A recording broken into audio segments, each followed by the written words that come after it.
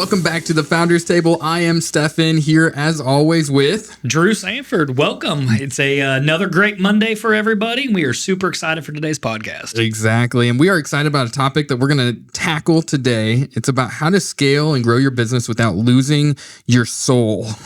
Man, that's such a great topic because as businesses grow and, business owners typically have this like latch on their business. It's mine. I want to make sure it goes good. And then letting go of little pieces is like the dagger in the heart for some people. Absolutely. And it's like, how do, everything could spiral out of control if you give one piece, two piece, three piece. So This is a great topic. It's going to be a great day. Absolutely. Let's rock. Yeah, in the past conversations we've had, we've talked a lot about vision and knowing where you're going.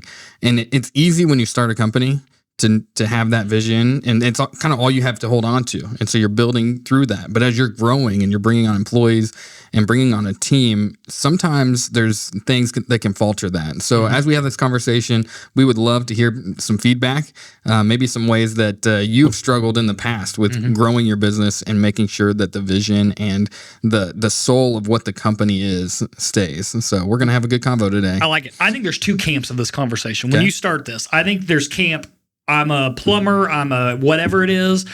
I go do my job, I build my customers, I make money, I go home. It's what I do. It's my job.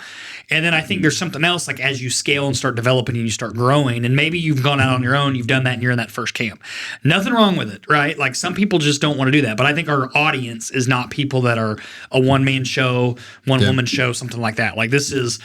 we're wanting to scale, we're wanting to grow, we're wanting to do stuff. So I think the second camp is what happens is you start kind of like what I alluded to a little while ago. It's really hard to take that first step and to let something go.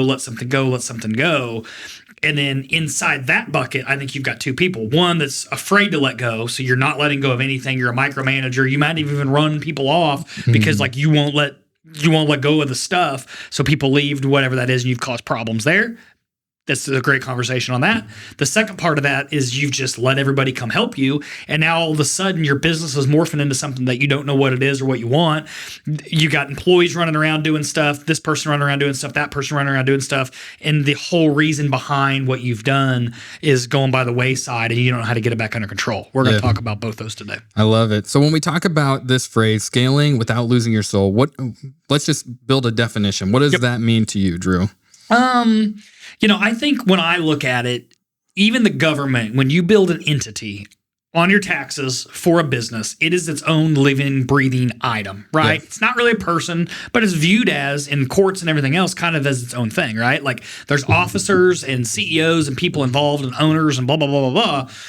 But at the end of the day, the company, the entity is its own. So I think it's very important to understand that you have a business that is starting to do its own thing. And as it grows and as you do stuff, and as, maybe you and your wife have it and it's you and your wife, you do this, your wife does that, then you bring on an employee and then you bring on another employee. Well, now all of a sudden your business is a little bit different because it takes a little bit of life from one employee, a little bit of life from the second employee. Now you got three people together to do that. So I think you have to filter through what that looks like and you need to know what the business wants to be. And I think this is where we go back and say, look, last week we talked about putting parameters and guardrails around your business and what's your guiding North Star. And I think that's where it's important to understand of what that is. And I think that's where we're going to start today is, what's your guiding North Star with your business and what it needs to be. And can you always go back to that and say, the business has changed a lot and adapted a lot and grown into its own thing. But how do I keep that in line? And what are the guardrails I'm going to put around this business to get where I want it to be? Absolutely. When we built Elevate, I mean, we had a DNA for Elevate from the very beginning. And as we're going to talk about this, as we're bringing on employees, bringing on agents, each one of those people are going to have an effect, good or bad, on the DNA 100%. Of what we're building. 100%. And so while it's so important that we hire and bring on the right team, it's also really important to see what their qualities are and see how that's going to affect us in a good or positive or negative way as well. Yeah. So what was your North Star when you were doing this? Like what were some of those kind of guiding principles of the business? Yeah, I think, are you talking Elevate specific? Yeah. Yeah, I think in the real estate world, I had clients and we saw a need for the marketing of properties done well. The real estate market had shifted a little bit. Houses were staying on the market a little longer. And we saw an opportunity where we could serve our clients in a new way, in a more unique way, and we could build the resources around it that a lot of agents, especially individual agents, weren't able to provide because they just didn't have the structure in place. And so for us, we saw a need and we wanted to fix it. And with that, not only is that resource so important, but it's also important that you have people in your corner that are a team around you that can support you and that you can trust every single step of the way. Yeah. And so that became our North Star. That became part of our DNA, is how are we going to build something that people can trust, they can know we're always in their corner, and that we can also use that platform to make an impact beyond this office or this space. Yeah, I think Drew 8 years ago would have been like, "What? Who cares? Like, we're going to make money, we're going to do our thing, and we're going to evolve and adapt and do everything we can do." And it's not wrong, but at the end of the day, like, as I've developed and matured as a business, like, there's more important things than making money and doing that. Like, anybody can make money doing anything they want, right? Like, that's what's so amazing about the U.S. That's what's so amazing about the world we live in today. That technology and everything, like, you could go make money however you want to go make money. That being said, to be able to make an impact on people's lives, on your community, on the world around you, to be a godly leader of your family, of your business, of the community, that is such a bigger, more powerful thing today to Drew as it was years ago. And I think it is our responsibility of good Christian men to actually step up and say, look, I don't want to just have a business and then donate some money to charities and do that and pretend that life is good, right? Like, that's not the purpose of life. The purpose of life is getting souls to Christ, keeping your family in check, doing the right thing, doing all the boxes that we want to check as a good Christian man. Yeah. That being said, I think if you're watching, obviously this is a Christian-based podcast on business and entrepreneurship, right? So that being said, making money isn't the key. The key is to do it in the right way, the right foundation, and the right stuff. And I think when you look and you say, oh, well, these guys are just talking about, this North Star guiding and values and principles, and I don't need to do all that. And my friend made a business and he didn't give a crap about that. Not our problem. You know what I mean? But it is. If you want to do the right thing, you want to be a good person, you want to follow a good Christian life, you need to do certain things. And I think this is something to keep yourself from losing your soul. Yeah. And I think that's what's so important about this is this is the stage when you start scaling, the bad stuff could happen. And is it bad that's going to end the business? No, your business may explode. Yeah. It could. But you know what else could happen? You could be working for your business, not the business working for you, and you could lose your family. Yeah, exactly. You can lose your wife. You can lose your kids' time, effort, God, time value, friends' time value. The list goes on. And like, when you have a good business starting to run and take off, that is the spot where's your North Star. And if you're not checking up on that, you could be opening the door for something not good to happen. Yeah, we talk with a lot of business owners that are successful business owners, and there's always a season to grind in business. Like, there's a season, I think in our whole life, there's seasons for everything. But they will talk to us about how they wish they didn't sacrifice so much. It's always a sacrifice. To build something, you're going to sacrifice. But for us, it's so important that we do not sacrifice being a husband, being a follower of Christ, being good dads. Like, those are the items that when we're building this thing, we have to keep first and foremost. And so as we do that, maybe on paper it slows down our scaling. Maybe it doesn't. Maybe it's building a foundation. God's got a funny way of making stuff work. And I watched it happen with building this business and building the marketing team and all that stuff. When you change your focus and you shift to the things that matter in life, the rest of it's just minutia. You focus on the right things, it all falls in place. And whatever business you're in, you're going to start to realize that the clients that have those same focuses are the ones you're going to work with. And the businesses that have those same focuses are the ones you're going to and that's where we're going to talk about here in a few minutes on the niches. I mean, that's exactly what applies to the niches section of this that we're going to talk about. So, I look at like the culture and how to scale and how to do that stuff. And to me, I equate it a lot to like the AI fear, right? Like, you got these robots walking around and they've taken over the world and they know what to say and how to say it. Like, your business is the same thing, right? Like, if you go to ChatGPT and you give it prompts, it's going to kick stuff out. And sometimes it talks about left field worth of stuff. That's the same thing with your business. And if you look through that lens, I think that's what happens. And we've watched businesses in today's environment kind of struggle, and you go, oh my gosh, why did they do that? They lost their audience. It's a big, Cracker Barrel's one of those. knows Yeah. like what happened. And I think if you give your business its own living entity, if you give it prompts, it's going to kick something out. I think AI is very similar to your business and as you grow this. So I think if you have the idea as you grow your business, look, the prompts that I'm going to give it, the North Star is guiding here. This is what we want it to be, right? And then I bring in Steve, Bob, and Jim. They're putting prompts into it as well, and it's all taking shape and evolving and growing. So today, as we talk about that, you just need to be aware, because awareness with it starts allowing you to have actionable items. And if it's going in a direction you don't like it, go back to your North Star, go back to why you did this, go back to the why. We've talked about the why a bunch. Go back to the why.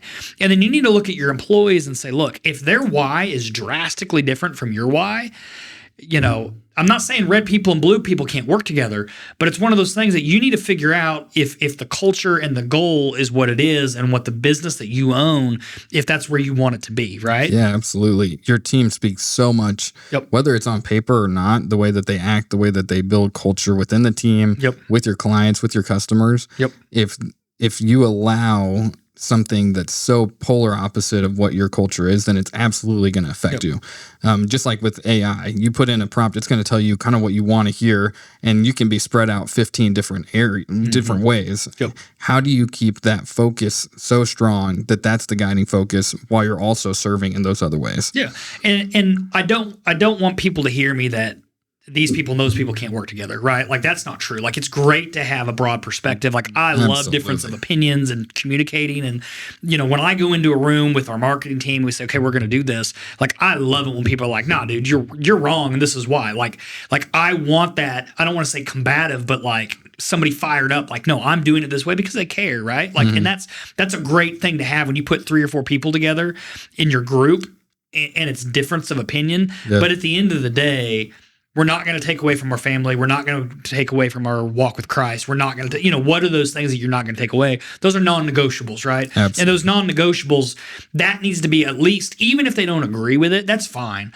But look, this business, this way, you may not agree, but this is how it's going to be at the end of the day. And that's going to keep the business that you're working so hard on to keep it at least going to the true north, right? Yeah. So something that I love, we were talking on the way over here when we were shooting this podcast. You were talking about door hangers.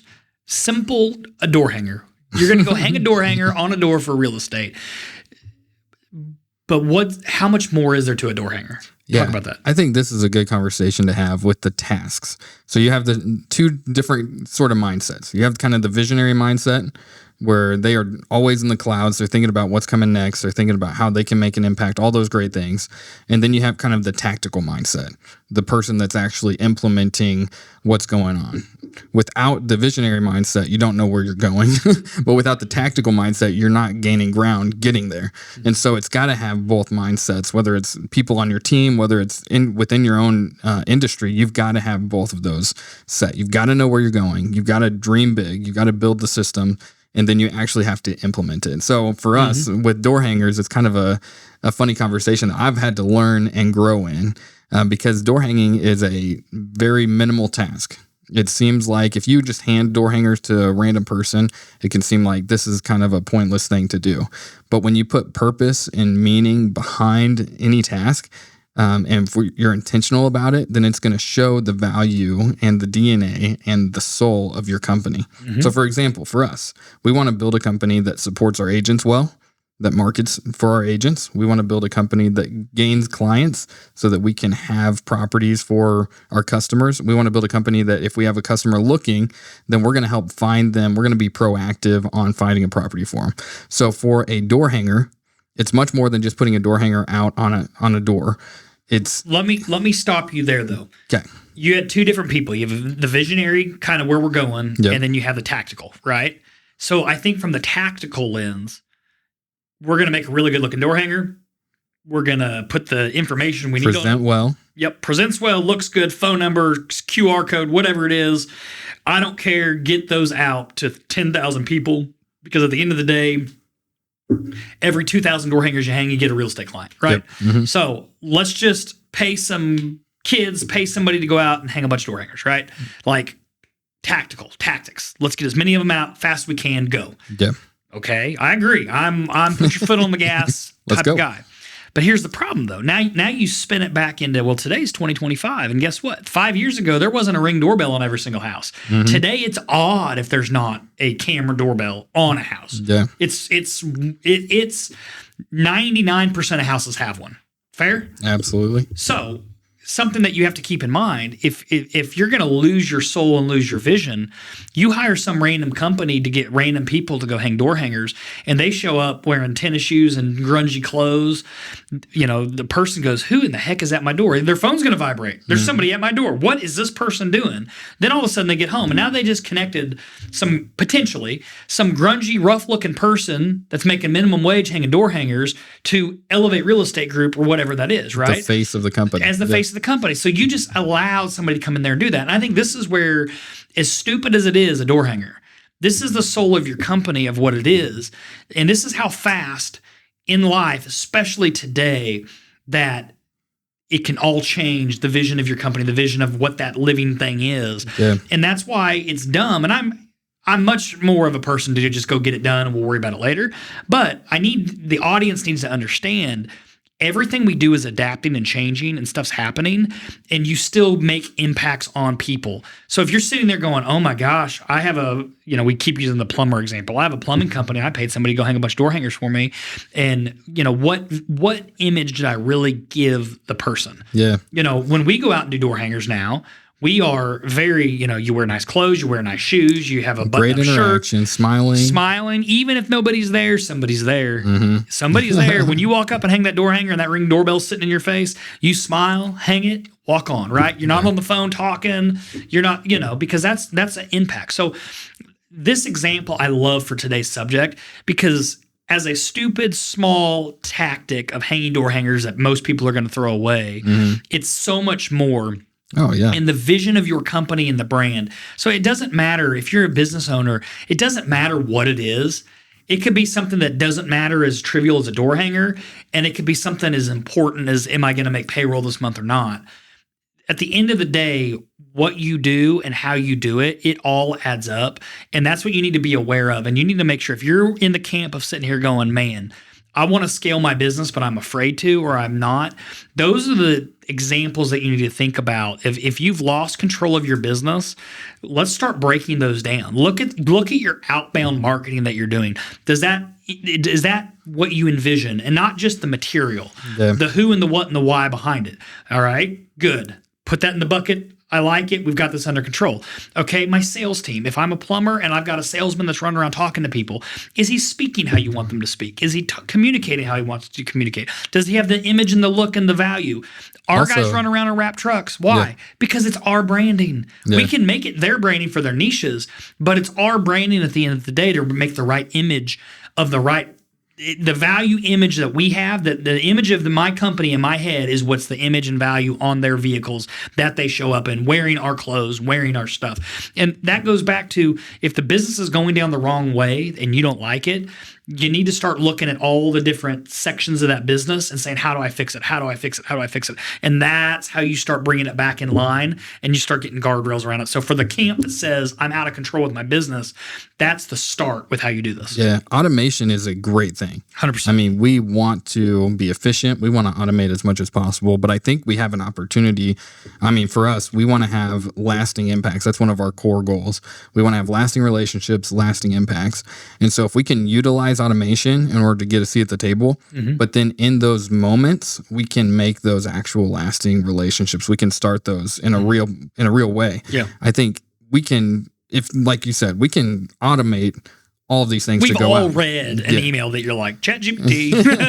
Exactly. And we utilize AI in positive ways, for sure. If you're not, you're getting left behind. Exactly. Right? Yeah. So automation is key, but at the same time, there's got to be the personal touch to it. There's got to be, if your goal is I want to have a lasting impact and I want to not only gain this client, but I see the value of them as a human and I want to work with them long term, then you've got to have those moments where you're presenting yourself in that light. And that's where our niches come in, right? Like I preach niches and niches and niches and niches because there's always enough business if you go find it, right? Yeah. So whether you're a plumber, okay, Are you going to go work on every house? Sure. It's my first year in business. If you've got a pulse and you're willing to pay, I'll come do the job, right?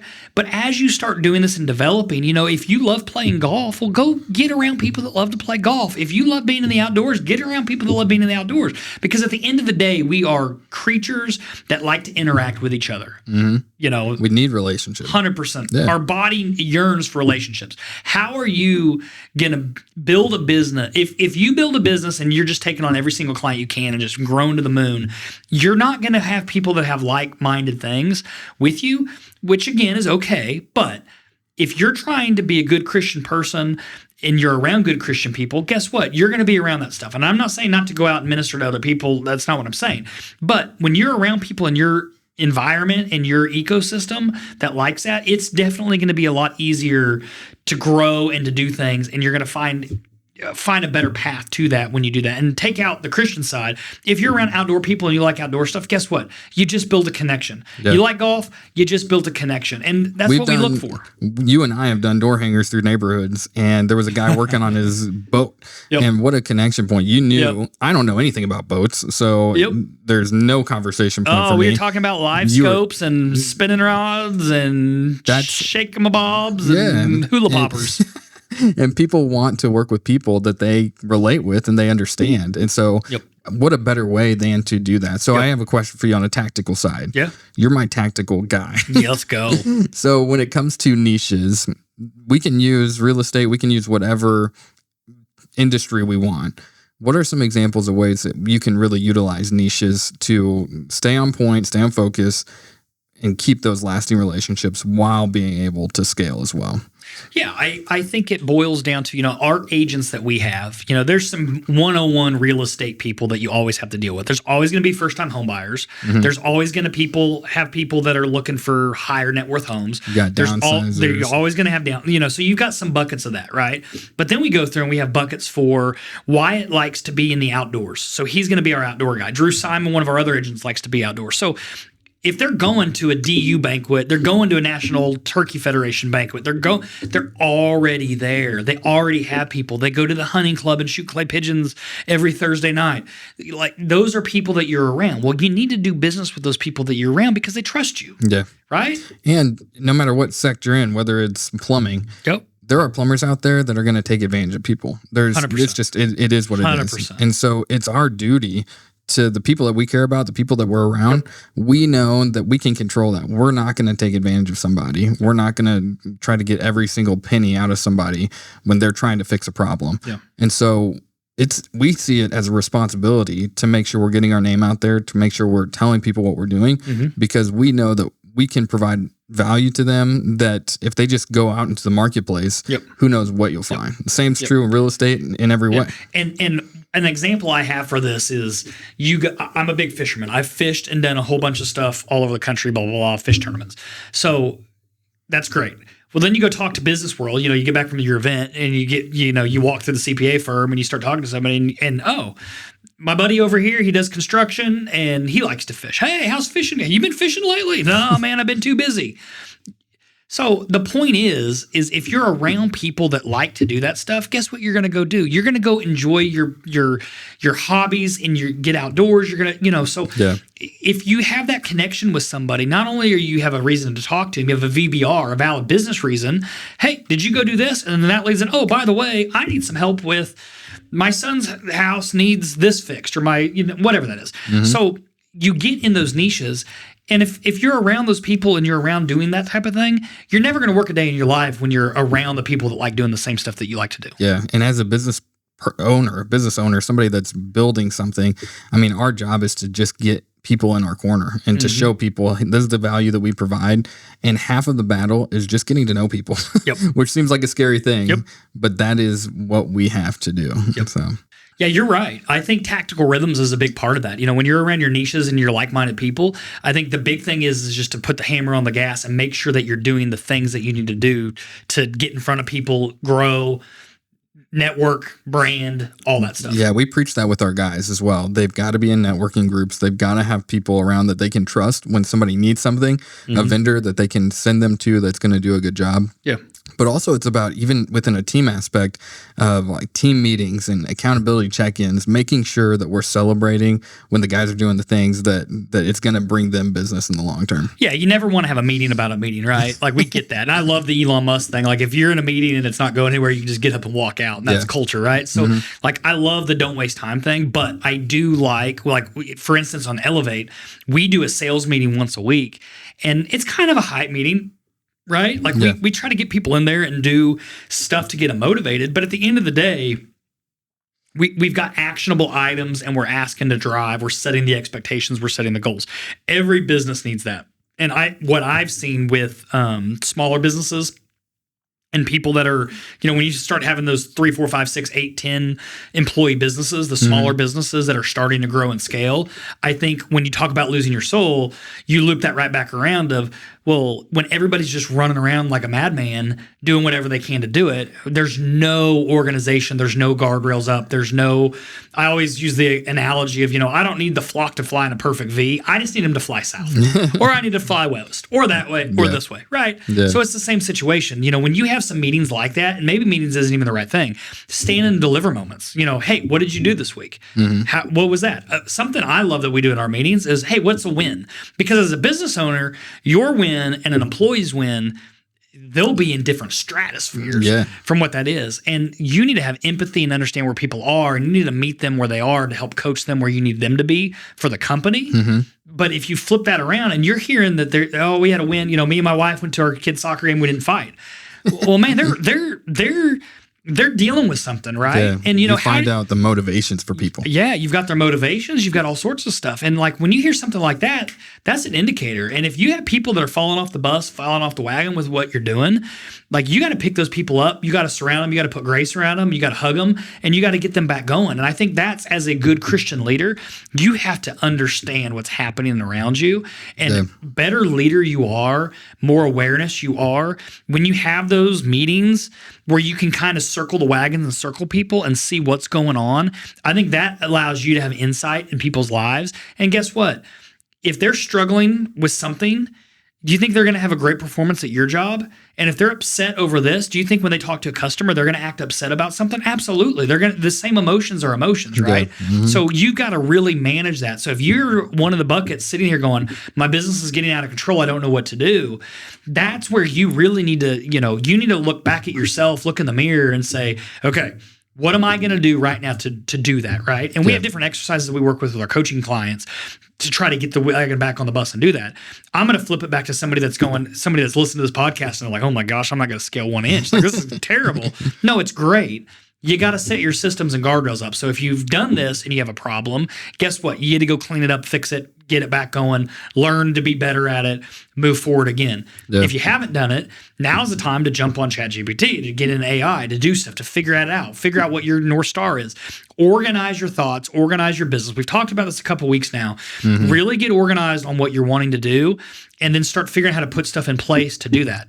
Set up a meeting time, set up a whatever it is. You don't have to be smart at this. You're a business owner. You may be the best plumber in the world and you have no idea how to run people. Yeah. But if you've got a salesman and this person and that person, get them in a meeting, go to ChatGPT and say, help me write up a team meeting to keep my business going in the right direction with everybody. It's a start, right? Yeah, it's a one baby step. The next step, the next step. You can do so much. As a leader, you have to do that. And you can flip this to what we always do every week. What if you did that for your home? What if you did that for your walk with Christ? I mean, what if we spent a little effort in those things? Imagine how we would elevate our personal lives if we did this in different segments of our life. Yeah, I think the scary thing about that is that in order to do that for your team or for your employees, you got to do it for yourself. You do. And so you have to ask yourself those questions as well. What did I do this week that was bringing value to the company? What did I do this week that is building our brand and scaling and getting people into the arena, And so if we're going to ask our employees our team doing that. What are my, if you're sitting there looking at yourself going, I don't even know where to start. I'm a mess. I'm a mess. Where do I start? Well, what's a win for the family this week? What's a win for your church life this week? What's a win for your business here this week? Yeah. There's 3 things. And then another question that we asked for today's team meeting for our guys for tomorrow is, out of all these things that you know you need to be doing, what's the scariest thing that you're afraid to go do? What is that? Well, so if you say, what are the wins in all these? Well, what am I afraid to do in all these? Is it I'm not opening my Bible enough, reading it? All right, pick it up. Is it I'm afraid to have this conversation with my wife? I feel this way. She feels that way. And it's way easier to sweep it under the rug, pretend stuff's fine, and just in a week it goes away. Well, it really doesn't ever go away. Is it having that conversation? Yeah. Business life. I've lost my soul in my business. The business has lost its soul. This is my thing. Where did it go? We're just going through the motions. So I think asking some simple questions will really start leading you down that. And guess what? Go through it in AI. Go through it in ChatGPT, Grok, whatever you use. Go kick out some stuff and get on the bandwagon to do this. We're here to help. We love helping clients through these situations. These clients are our friends. People listen to this podcast. We're here for a reason. Check it out. If you have anything that you need, we are absolutely here to help. Yeah. The title of this is How to Scale Your Business Without Losing Your Soul. I think that another conversation we could lean in and get from this is, how are we going to scale if we don't have our soul? And so if you're in a business that's going through the motions and you're like, man, I want to scale, maybe it's a time, an inflection point for us to find out exactly where the direction is we're going. Because if you don't have the direction, then you're not going to be able to scale to get there either. It's kind of a two-edged sword. The Bible talks about time and time again, peace and going in reflection and getting space. Jesus every day stepped away from everybody, had his own time. Yeah. I think as a business owner in a business, and it applies to every one of those segments, but as a business owner, if you can this sounds crazy, you're going to look at me like I'm nuts. If you can go have an out-of-body experience and just hey, I'm not going to be in tomorrow, or I'm going to be in, but I'm not doing anything, so don't even ask me. I'm not here. And you just go walk around and watch what's happening and listen. And we all do that anyways, right? You walk from A to B, you overhear a conversation, you overhear this. You have those, right? And if you can almost think of it like an out-of-body experience, if I was going to come in and look at this business and just get a 40,000 foot view of everything going on, that's one of those really powerful things. If you can pause and reflect. The Bible talks about it. Go Google it and look it up. Yep. Use those principles in your business and step back and not be emotionally connected to it and just listen and look and analyze. That is the first step, in my opinion, to do exactly with what you were saying. Yeah. And one thing, this is kind of crazy as well. In a real estate company, you're working 7 days a week. You're on call the weekends, people work 9 to 5. You're talking to them 5 to 9, right? You're working in different ways throughout the week. You don't clock off or clock out. And one thing that we're trying to implement in our team is this concept of a Sabbath, of a day where, like you said, if your home life isn't right, then it's going to affect your business. If you're getting burnt out because you're working all the time and you always feel this pressure of, I got to talk to somebody, I've got to respond to that one person. We're building a system, and I think it can apply to any place. There's some jobs that are easier than others. Yeah. But that's why this team thing is so important to us, is so that we can carry the load for our agents on a day to where they can be off, they can turn off the phone, they can get in nature, they can touch grass, they can do that, be with their family, and get a break, because it is a nonstop field. And I think that as we do that for our agents, we're seeing productivity rise. We're seeing people more excited about their job, more excited about what they're doing and serving their clients. Yeah. And it's that back to that rhythms thing. How do we create those rhythms in our lives, within our family, within our faith? As a dad, you got 3 little ones. I've got a little one. How are we having those rhythms with our kids? And then as a business owner, you have multiple roles. As a business owner, you're the CEO, you're the lead salesperson, you're the marketing guru, you're the person that everybody goes to when they have an issue.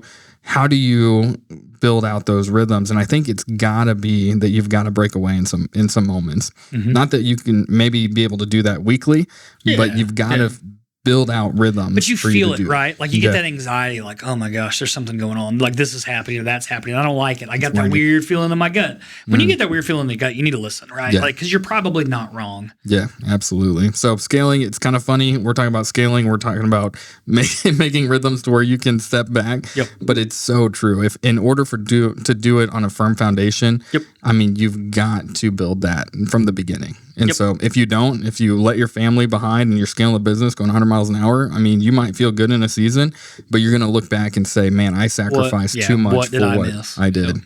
And then you end up, maybe treating employees in a certain way because you're giving up so much and you're expecting them to do it as well. Yep. And so it causes frustration. And so the death spiral. Yeah, exactly. So that's good. I think that's a good conversation.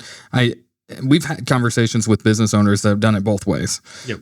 And sometimes we're like, man, maybe they should be a little more ambitious. And then sometimes we're like, man, they killed it, but they ended up losing a lot on the process. Mm-hmm. And I think it's finding that balance. Everybody's got that motivation of this is where I want to be. This is what sustains my family. This is what this needs to look like. Mm-hmm. So finding what that is and then pushing to it is a really important thing. So, love it. Yeah, very good.